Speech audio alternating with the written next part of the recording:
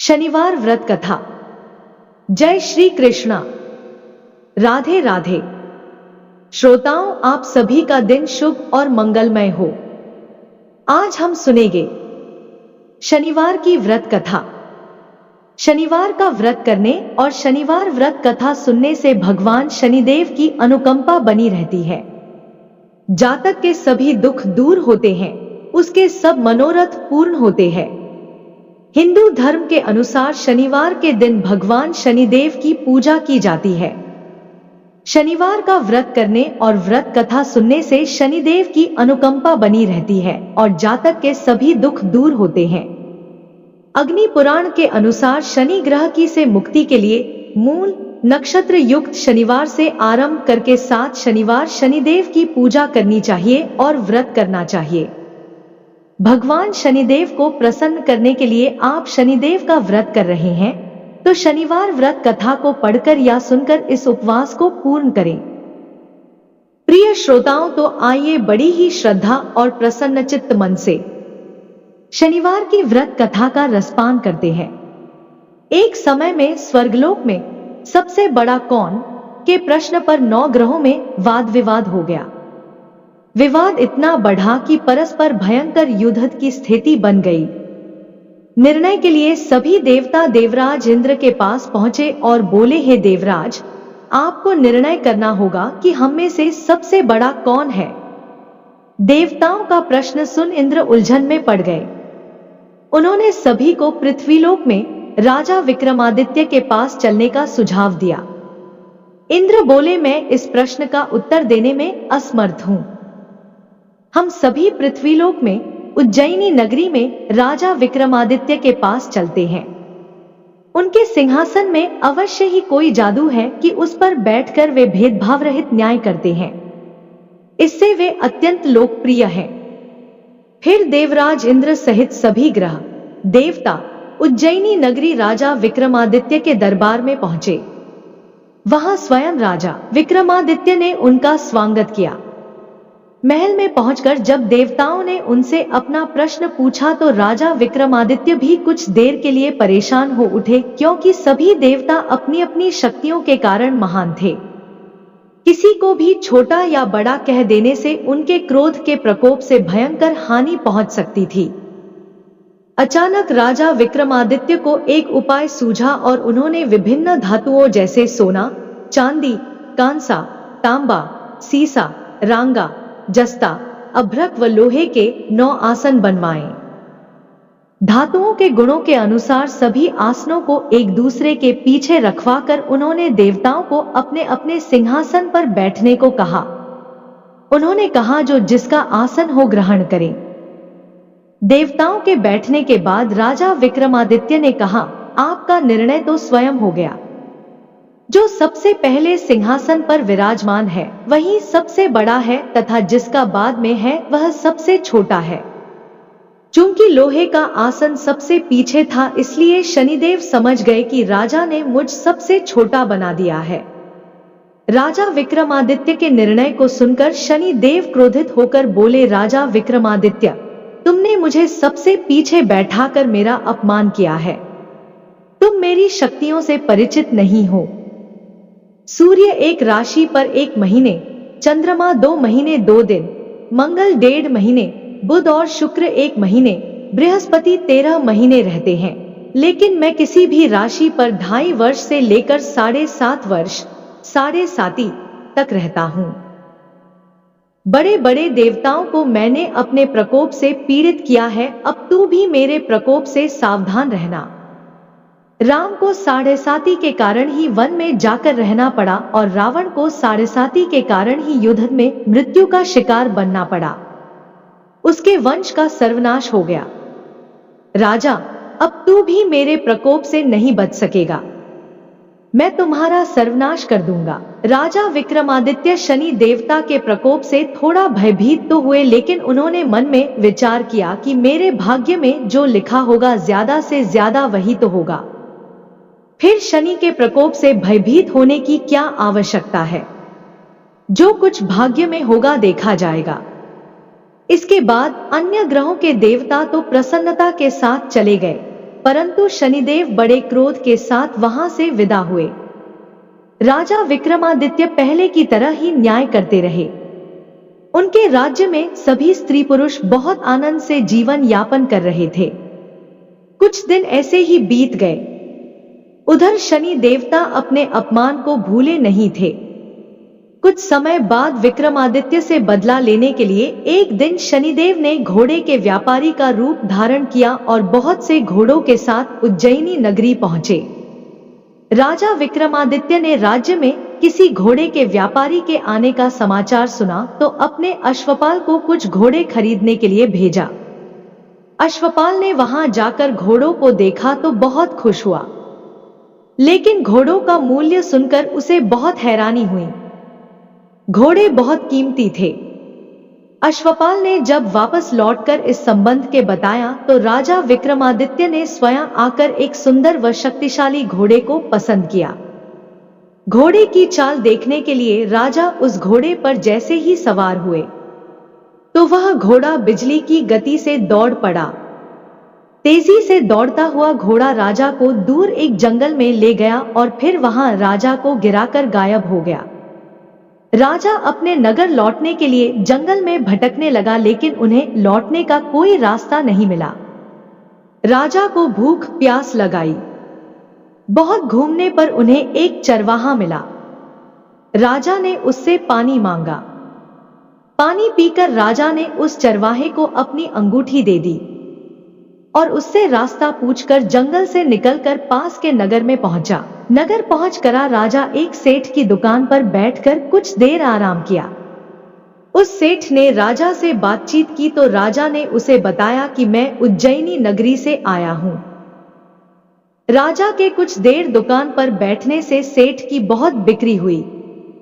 सेठ ने राजा को भाग्यवान समझा और उसे अपने घर भोजन पर ले गया। सेठ के घर में सोने का एक हार खूंटी पर लटका हुआ था। राजा को उस कमरे में छोड़कर सेठ कुछ देर के लिए बाहर चला गया।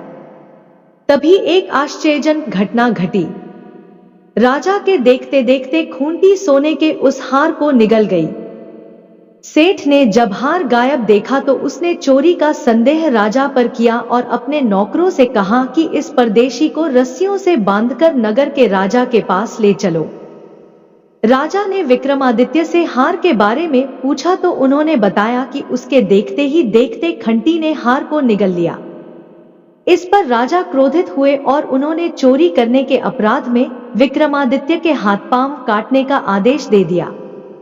राजा विक्रमादित्य के हाथ पांव काटकर उसे नगर की सड़क पर छोड़ दिया गया।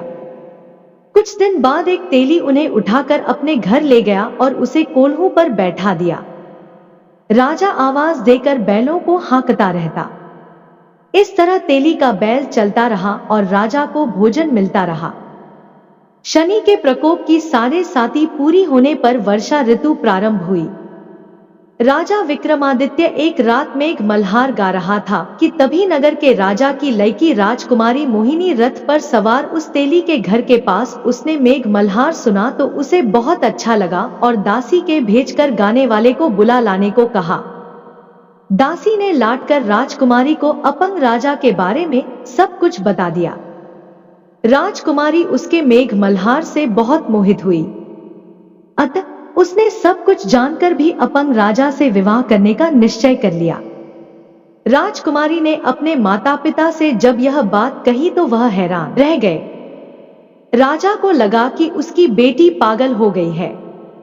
रानी ने मोहिनी को समझाया, बेटी, तेरे भाग्य में तो किसी राजा की रानी होना लिखा है, फिर तू उस अपंग से विवाह करके अपने पफ पर कुल्हाड़ी क्यों मार रही है। राजा ने किसी सुंदर राजकुमार से उसका विवाह करने की बात कही, लेकिन राजकुमारी ने अपनी जिद नहीं छोड़ी। अपनी जिद पूरी कराने के लिए उसने भोजन करना छोड़ दिया और प्राण त्याग देने का निश्चय कर लिया। आखिर राजा रानी को विवश होकर अपंग विक्रमादित्य से राजकुमारी का विवाह करना पड़ा। विवाह के बाद राजा विक्रमादित्य और राजकुमारी तेली के घर में रहने लगे। उसी रात स्वप्न में शनिदेव ने राजा से कहा, राजा, तुमने मेरा प्रकोप देख लिया। मैंने तुम्हें अपने अपमान का दंड दिया है। राजा ने शनिदेव से क्षमा करने को कहा और प्रार्थना की, हे शनिदेव, आपने जितना दुख मुझे दिया है अन्य किसी को न देना। शनिदेव ने कुछ सोचकर कहा, राजन, मैं तुम्हारी प्रार्थना स्वीकार करता हूं। जो कोई स्त्री पुरुष मेरी पूजा करेगा, कथा सुनेगा, जो नित्य मेरा ध्यान करेगा, चींटियों को आटा खिलाएगा, वह सभी प्रकार के कष्टों से मुक्त होता रहेगा तथा उसके सब मनोरथ पूर्ण होंगे।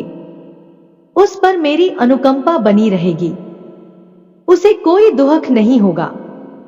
यह कहकर शनिदेव अंतर्ध्यान हो गए। प्रातःकाल राजा विक्रमादित्य की नींद खुली तो अपने हाथ पांव देखकर राजा को बहुत खुशी हुई। उन्होंने मन ही मन शनिदेव को प्रणाम किया। राजकुमारी भी राजा के हाथ पांव सही सलामत देखकर आश्चर्य में डूब गई। तब राजा विक्रमादित्य ने अपना परिचय देते हुए शनिदेव के प्रकोप की सारी कहानी सुनाई। इधर सेठ को जब इस बात का पता चला तो दौड़ता हुआ तेली के घर पहुंचा और राजा विक्रमादित्य के चरणों में गिरकर क्षमा मांगने लगा। राजा ने उसे क्षमा कर दिया, क्योंकि वह जानते थे कि यह सब तो शनिदेव के प्रकोप के कारण हुआ था। सेठ राजा को अपने घर ले गया और उसे भोजन कराया। भोजन करते समय वहां आश्चर्यजनक घटना घटी। सबके देखते देखते उस खंती ने हार उगल दिया। सेठ ने अपनी बेटी का विवाह भी राजा के साथ कर दिया और बहुत से स्वर्ण आभूषण, धन आदि देकर राजा को विदा किया। राजा विक्रमादित्य राजकुमारी मोहिनी और सेठ की बेटी के साथ अपने नगर उज्जैनी वापस पहुंचे तो नगरवासियों ने हर्ष के साथ उनका स्वागत किया। उस रात उज्जैनी नगरी में दीप जलाकर लोगों ने दिवाली मनाई। अगले दिन राजा विक्रमादित्य ने पूरे राज्य में घोषणा कराई कि शनिदेव सब देवों में सर्वश्रेष्ठ हैं। प्रत्येक स्त्री पुरुष शनिवार को उनका व्रत करें और व्रत कथा अवश्य सुने। राजा विक्रमादित्य की घोषणा से शनिदेव बहुत प्रसन्न हुए। शनिवार का व्रत करने और व्रत कथा सुनने के कारण सभी लोगों की मनोकामनाएं शनिदेव की अनुकंपा से पूरी होने लगी। सभी लोग आनंद पूर्वक रहने लगे। श्रोताओं, आइए अब दूसरी कथा का श्रवण करते हैं। दुख दारिद्र्य को दूर करने वाली शनि देव की कथा। किसी गांव में एक बहुत ही विद्वान ब्राह्मण रहा करता था। एक दिन रात्रि में उसने सपने में देखा कि एक नीला वस्त्र पहने हुए बहुत ही दिव्य पुरुष उसे कह रहा है कि हे ब्राह्मण देवता, मैं तुझे लगूंगा। अब देखिए, यह सपना उस ब्राह्मण को रोज दिखाई देता। इससे वह परेशान हो गया और दुबला पतला होने लगा। उसका स्वास्थ्य बहुत तेजी से गिरने लगा।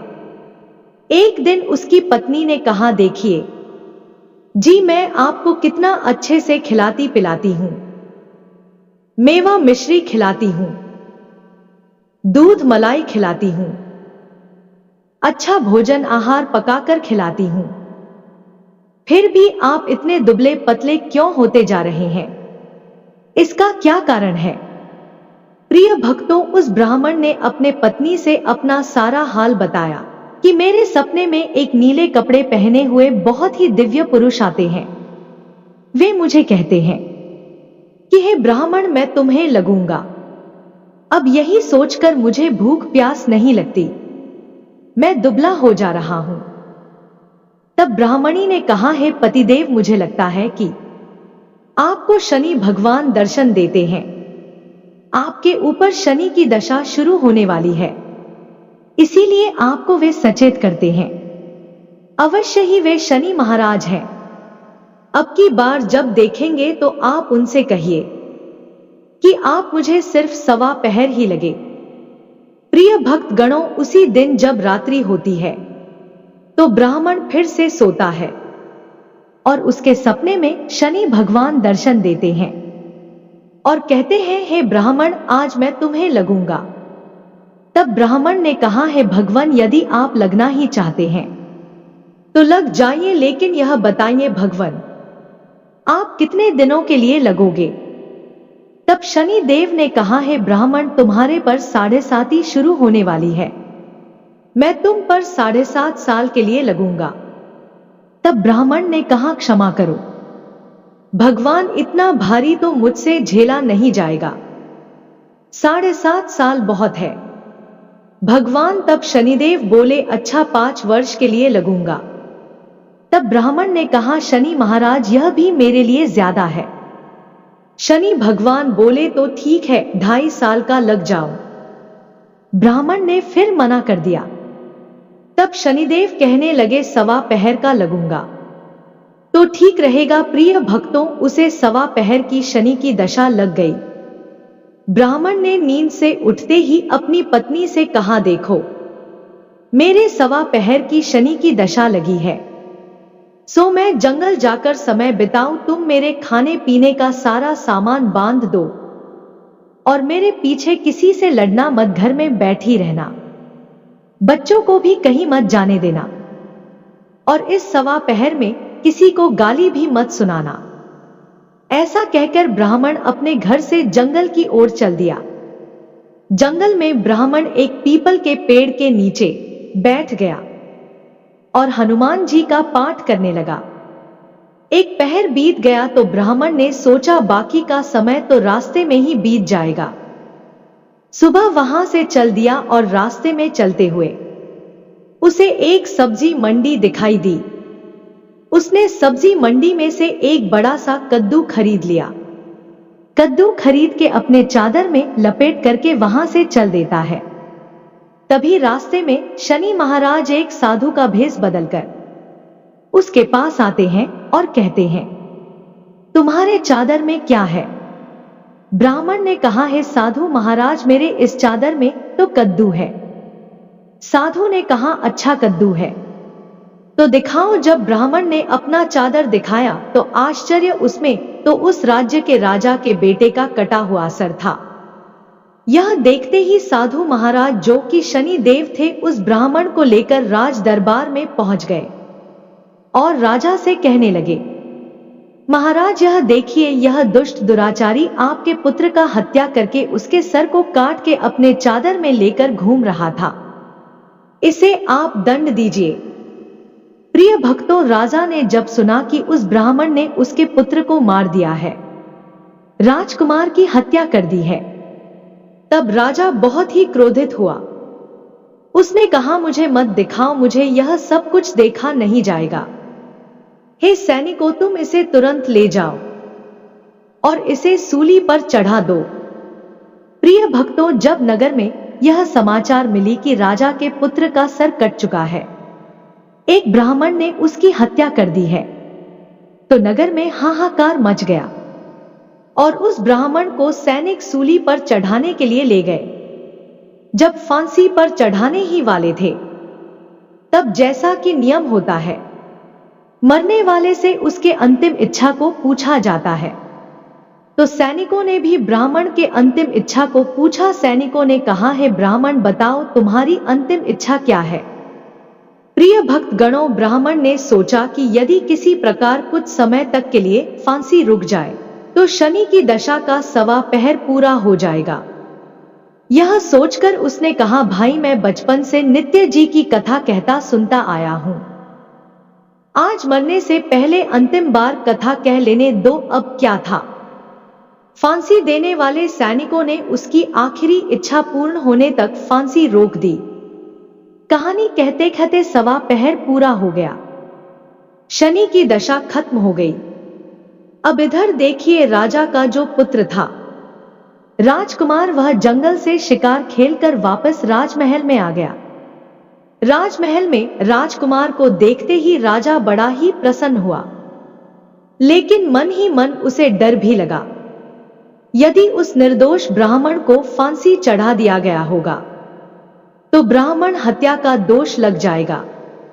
अब क्या था, राजा ने 2 घुड़सवार को जल्दी से फांसी घर की तरफ दौड़ाया और ब्राह्मण को आदर सहित दरबार में आने का हुक्म दिया। ब्राह्मण राज दरबार में उपस्थित हुआ तो राजा ने क्षमा याचना मांगते हुए कहा कि आपके बगल में जो चादर है उसे खोल कर दिखाओ। राजा की आज्ञा के अनुसार ब्राह्मण ने चादर खोली तो उसमें कद्दू था।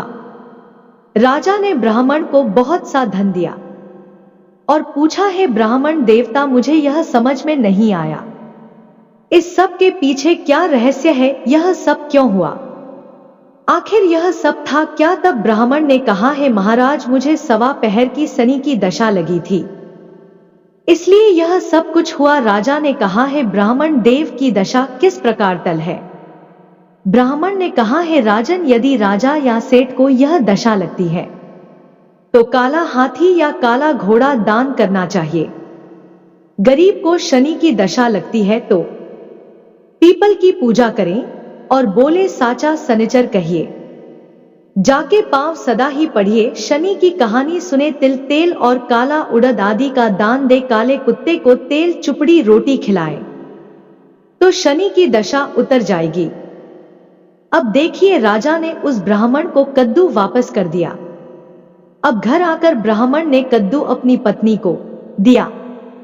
जब उसकी पत्नी ने सब्जी बनाने के लिए उस कद्दू को काटा तो उसके बीजों की जगह हीरे मोती निकलने लगे।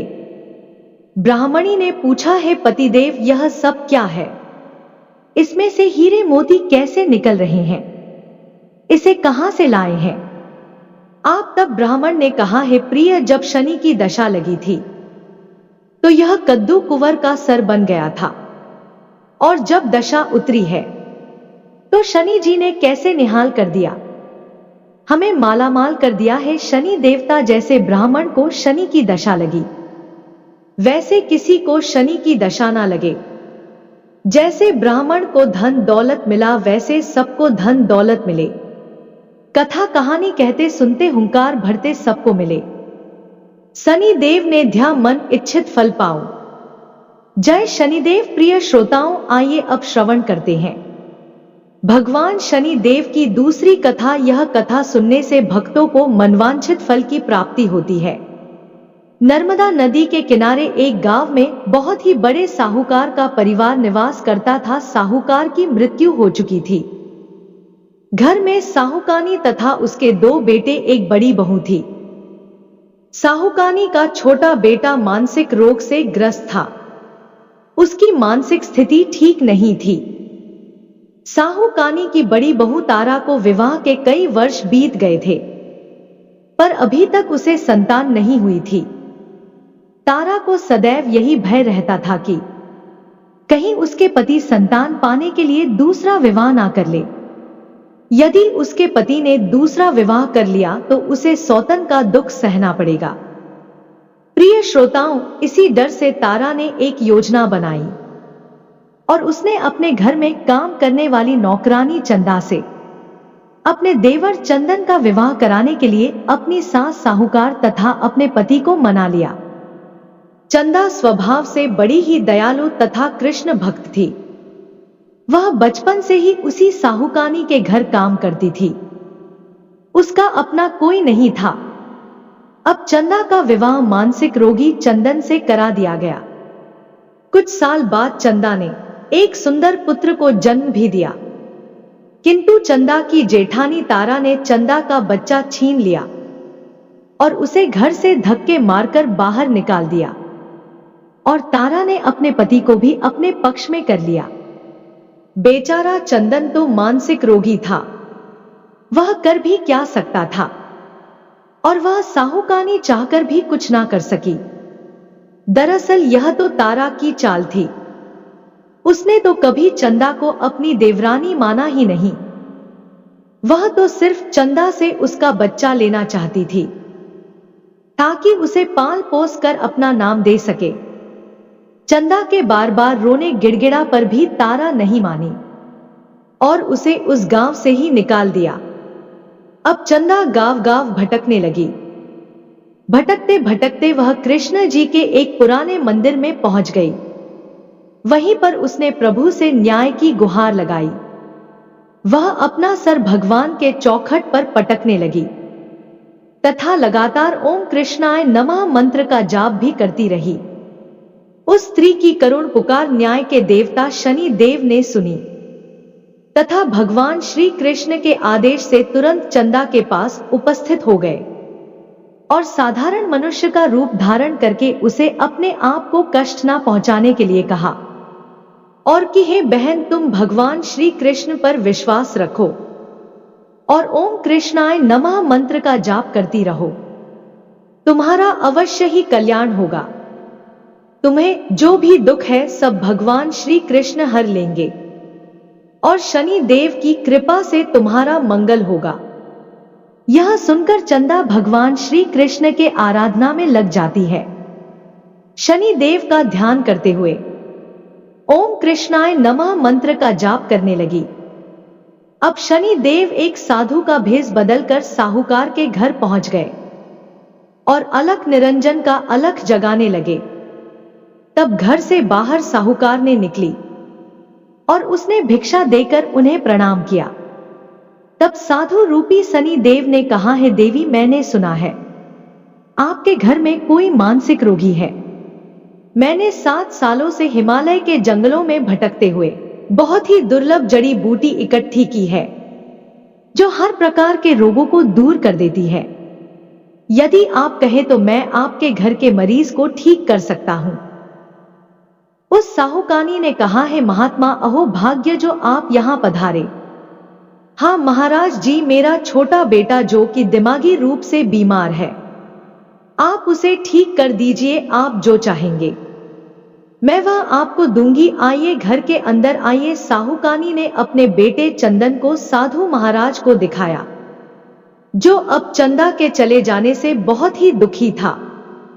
साधु महाराज ने अपने कमंडल से जल निकालकर उसे अभिमंत्रित करके चंदन को पीने के लिए दिया।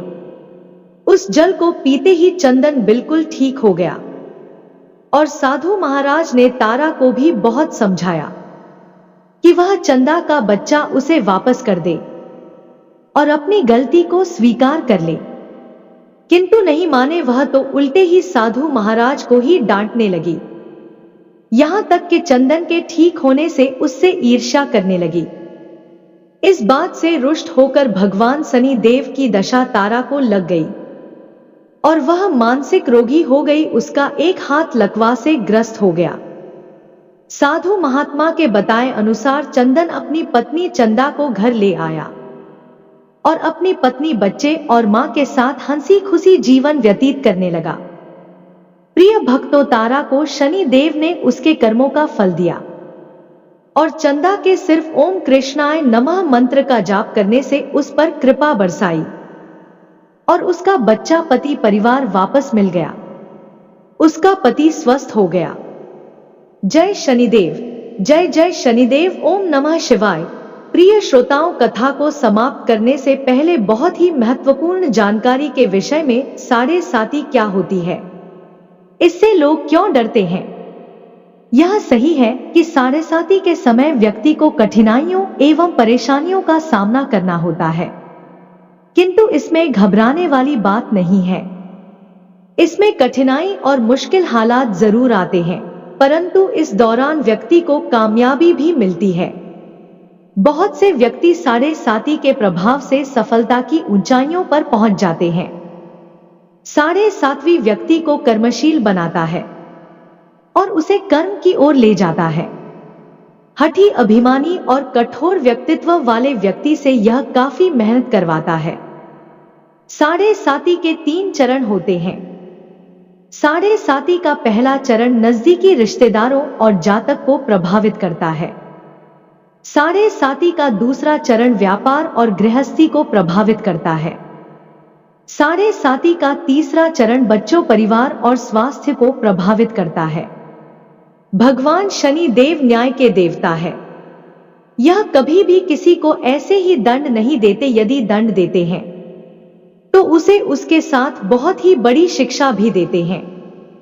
जैसे एक माता अपने पुत्र के गलती पर उसे दंड देती है, उसकी भलाई के लिए, उसे सही मार्ग पर जाने के लिए, ठीक वैसे ही शनि देव कर्म और न्याय के पथ पर चलने के लिए मनुष्य को दंड देते हैं ताकि वह डर कर आगे ऐसा कार्य ना करे और अपने जीवन को सरल और सार्थक बनाए। भगवान शनि देव तो न्याय के मूर्ति है। इनकी पूजा तथा भक्ति करके व्यक्ति धन दौलत से संपन्न हो जाता है।